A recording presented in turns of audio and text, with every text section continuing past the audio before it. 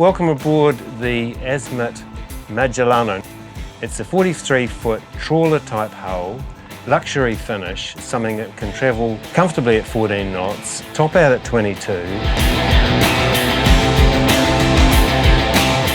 The helm here, we've got a movable Admiral's chair and the full range of engine controls, really large Raymarine chart plotter. And look, at the helm here, there's really good visibility all throughout the boat. Let's take a look downstairs.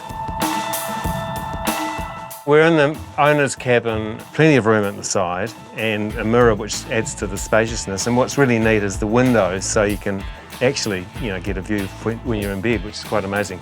We have a TV screen and then there's an ensuite here.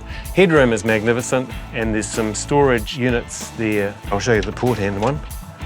Hanging locker and there's even a fire extinguisher there. What more could you want? The ensuite, directly adjacent on the port-hand side of the main cabin, has got a WC just around the corner and then a completely separate shower, easily wiped GRP surface. And it's got its own hatch there, so fantastic headroom, really spacious. We're in the second cabin on the port-hand side. There's a TV screen and there's some open locker storage there and then another hang locker at the foot of the outboard berth. We're in the third cabin. Now, according to the factory, this can be configured as a single-person third cabin or even a crew member, or they can, at the factory, configure this as for extra storage for a long-term liveaboard. So it's quite a comfortable cabin. You can see I've still got full sitting headroom, and there's an opening port on the, would be the port side of the vessel, straight out, as well as a big window. And just the same standards throughout, air conditioning, it's just lovely. So we're in the second bathroom, the shower there with a separate glass door, the heads, opening port out to the hull, and another opening port at the deck head of the shower to keep condensation down. Sackfuls of room. You can't fault it in that respect. So coming back from downstairs, let's just talk a little bit about the dining table and really the concept behind the luxury finish of the boat. Beautiful workmanship, Italian flair, there's no other way to put it, just lovely. How much does it cost? Because I'd love to buy one, right? This is aimed squarely at the well-heeled. This particular boat was up-spec'd a little bit, and currently this one, as it floats today, is 1.2 New Zealand, and the bare boat is around about 1.1. Here we have on the starboard side, immediately after helm, is a food prep area, and here's some really great examples of the engineering and thought that's gone into this. Have a close look at this, it's really something else. All the plates, all carefully organised with little foam things to stop them chinking underway. It's quite amazing. And they just slide beautifully in and then lock off. And down here, even the little cups. So cool, with the name already engraved on it. And then immediately after that is a quite sizable fridge with a freezer below. So pretty substantial here.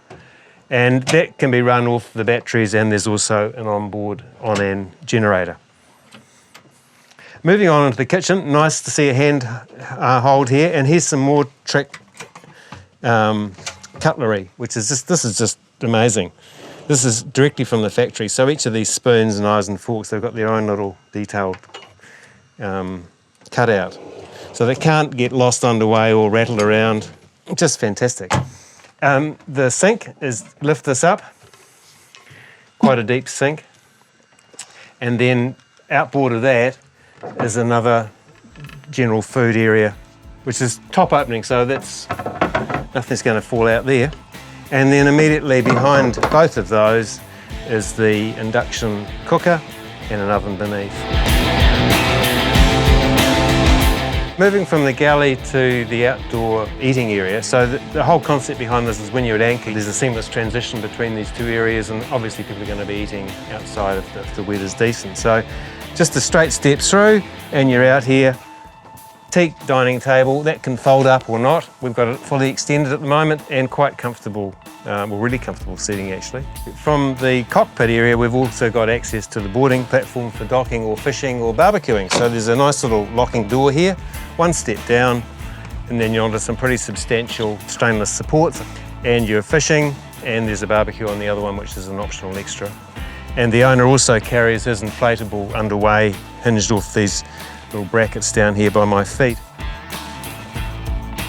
Up here on the Flybridge, we've got yet another cooking and eating area and drinking area. So there's an extra grill here.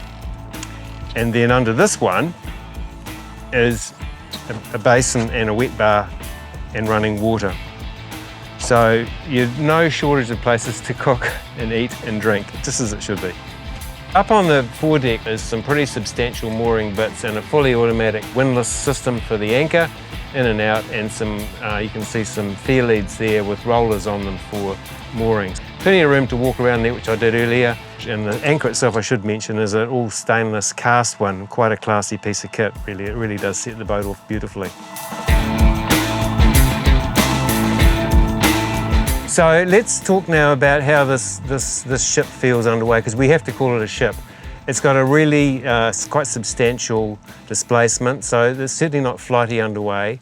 2 times 355 horsepower Cummins diesels.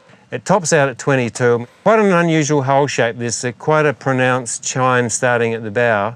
That chine there is quite supportive, and you can feel that as it goes over waves. There's a real sense of heft to the boat as it's driving. But the steering itself is incredibly light. It's very low geared. It's obviously hydraulic steering. And at very low speeds, I found getting out of the marina, we drive it mostly on the engines, and there's a bow thruster as well. It's behind me. Once you're up to about 6 or 8 knots, the steering starts to work beautifully.